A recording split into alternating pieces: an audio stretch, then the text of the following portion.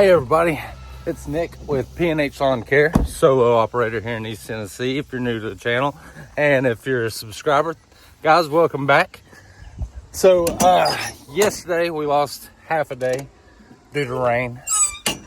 First half of the day yesterday, poured all morning, so y'all know what that means. And this morning woke up to rain, and it just quit a little while ago. I've got one done, getting ready to start the second one. Everything's still wet, but you got to keep grinding. So get out and get what you can get when you can get it, so you don't get too far behind. I will mow in the rain if it's a drizzle or something like that, but whenever it's just pouring down, I just don't see any point in it, because you're going to rut the yard, leave it a mess. A buddy of mine sent me a video. These guys were literally out in a downpour, weed eating and mowing, and he sent me a video of it, and the yard just looked horrible. If it's wet and you can still make the yard look good, by all means do it. If it's just a downpour and you're just cutting it to get your money, I don't really recommend it. But to get your money, that's what we're talking about. I know I talked a little bit about it on the last episode or last post, whatever you want to call it. So we're going to revisit that a little bit. So you've been stiffed, can't get your money. Now what? Now what do? I'm going to go over three options, just three that I have experienced in the past week, literally in the past 7 days. All three of these instances has happened to me. So I want to go over those three with you as options. There's a lot more options on what you can do than these three. You can look into those. These are just three that happened to me this week, and I'd like to cover those throughout the day. So let's get going, guys. And apparently y'all don't like a lot of mowing vlog at the beginning of the video, so I'll limit that a little bit, all right? But let's get started.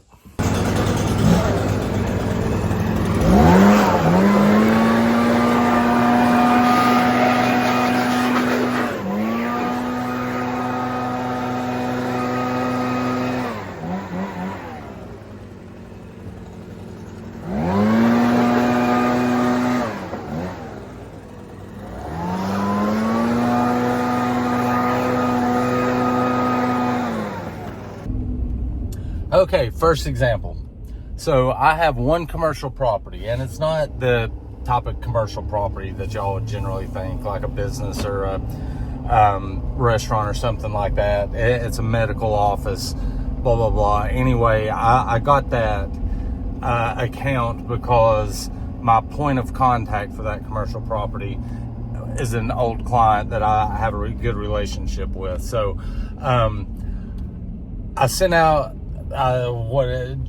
June's invoice. I sent it again, didn't get paid. July comes out, I send June again, July again, then I send July second time, and I'm like, I finally just text and was like, hey, June hasn't been paid, July's out, and I sent you another notification on it. I know y'all hired a new bookkeeper and going through some stuff, but until the account is brought up to date, I'm going to have to suspend service. Well, why'd you let it go that far, Nick? Well, because I trust the person. Trust goes a long way, and I've done this property for a few years now, and my point of contact, I trust them. I didn't see anything nefarious, if you like that word, going on there. I honestly believed in my heart, and you get that gut feeling. I didn't have a gut feeling that they were trying to screw me over. I genuinely thought that it was just a miscommunication, mix up somewhere between the bookkeeping, office staff, all that. Anyway, another gentleman reached out to me. It's like, Nick, I'm so sorry. I found your invoices in the junk folders of the email. I apologize. Our bad, blah, blah, blah. Got the money like that. So if you're dealing with people, communicate. Just keep communicating, keep communicating until there's no point in communicating anymore, if that makes any sense. And guys, your gut, I know that that's something bad to go off of, but think back to customers you've taken on that screwed you over. Whenever you've taken on that customer, you kind of got a bad feeling in your gut that this isn't going to be a good one. And it usually pans out that it's not. So base it off your judgment, because if you've been in this industry for a while, your judgment is going to be better than if you're just starting out in it. So guys, whenever you start out in it, you tend to trust people you shouldn't, and then you get burnt so many times you're like, yeah. And then I don't want you to get to the point where you don't trust anybody, but you know what I mean? So if you're having trouble collecting the payment, keep communicating and be nice until it's kind of like the movie Roadhouse, the first one, not the remake. Be nice until it's time not to be nice. Does that make sense? All right, take a look at this one. It's just 7 days and it's this high. So yeah, that's how it's grown. A lot of rain. I'm not complaining though, because I think our mowing season is going to be longer than usual this year because of all the rain that we've gotten.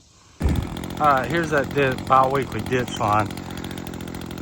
Some weeks it's a piece of cake, but we've had so much rain, like I was saying, that not so much a piece of cake as this week.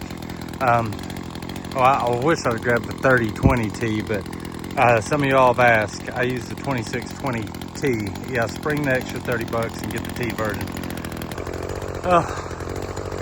I'm considering myself lucky. I just got out of there without any of them yellow jacket nests. So now let's mow this thing and then go across the street and do that one.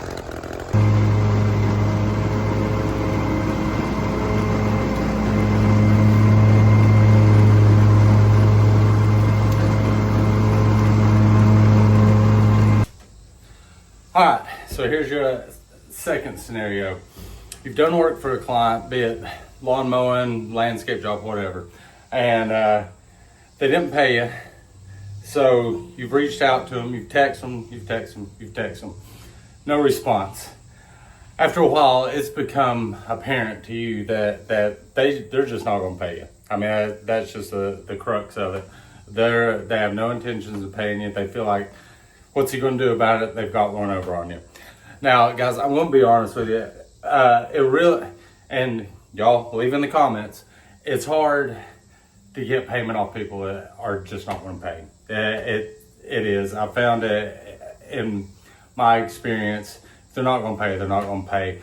Luckily, my accountant advised me that at the end of the year, those that didn't pay is tax deductible. So you kind of get a little bit of a break there. But what am I getting at on this one? On this one, so you could take them to small claims court, and you go into court, and you've got proof that you've texted them a ton, you've got proof that you've invoiced them, and blah, blah, blah. Chances are that they probably won't show, or you want representation, so you get an attorney, but let's say they owe you $500, and an attorney's going to charge you more than that to go to court with you. So you're just going to chalk it up as a loss. But you don't want this person having the satisfaction of knowing that they just took you for $500. So there is another option.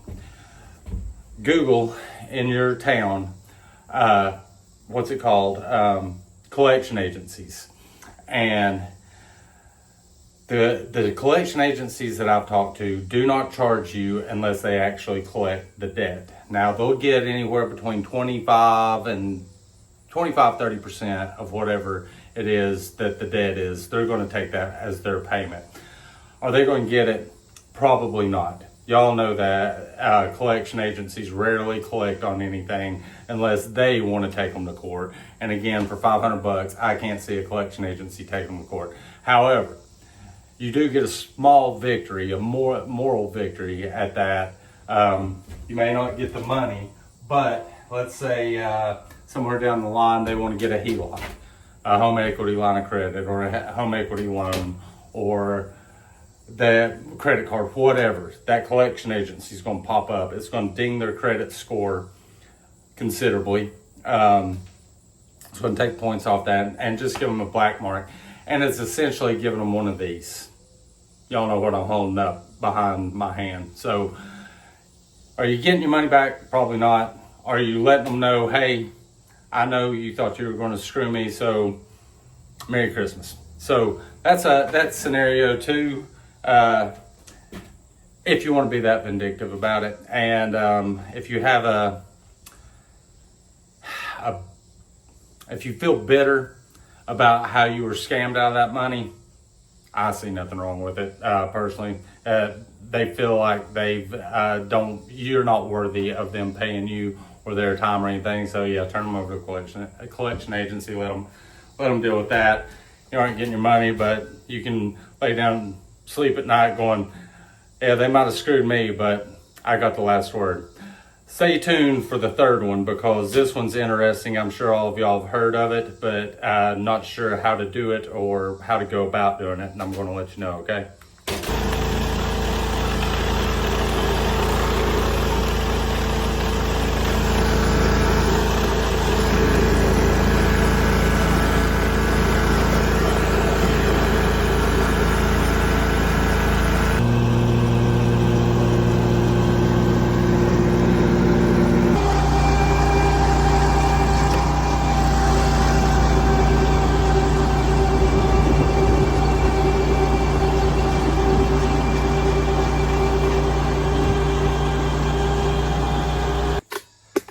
Okay, what is a mechanic's lien?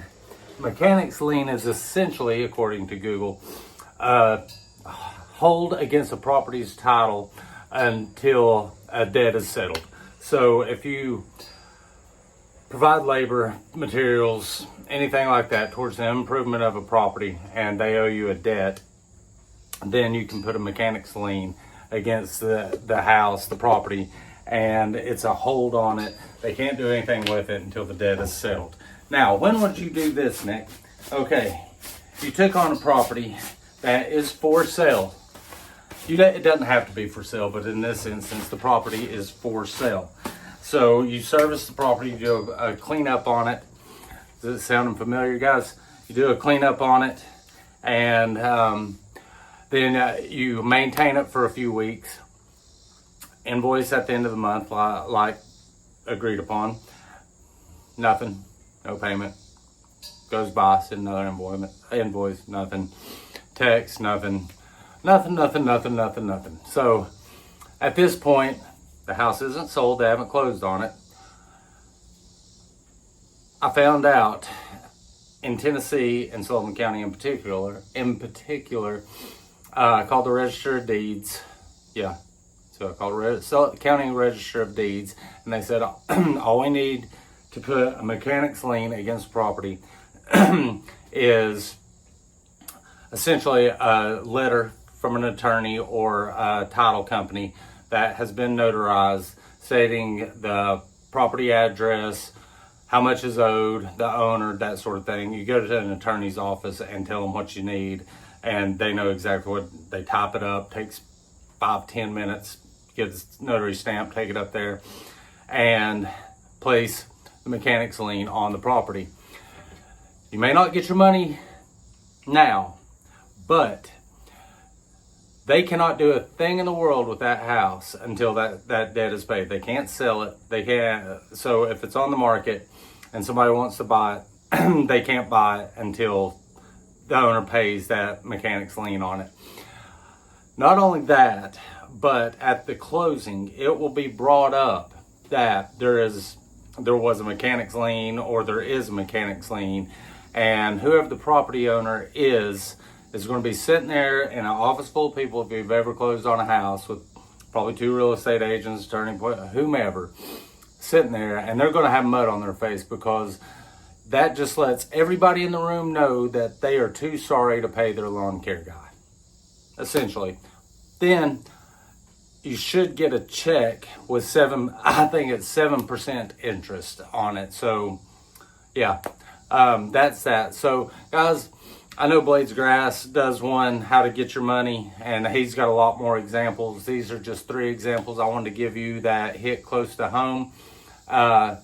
Letting you know that's 2 out of 3 examples that you will get your money, and 3 out of 3 examples that you will at least get some satisfaction after you either thought you were getting screwed over or stiffed, or you did get stiffed. But there is some retribution and there is ways to get payback. I know in the comments y'all are going to let me know several other ways that you can get your money out of people that won't pay. So I look forward to reading those, guys. Guys, just trying to help you along the way, and all 3 of these instances happened to me in the past 7 days, so I thought I'd pass them along to you. I got stiffed, or a customer won't pay. Now what are my options? There you go, guys. I hope you enjoyed the video. I'd love it if you'd hit the thumbs up. I'd love it even more if you'd subscribe. And it's getting hot in this trailer.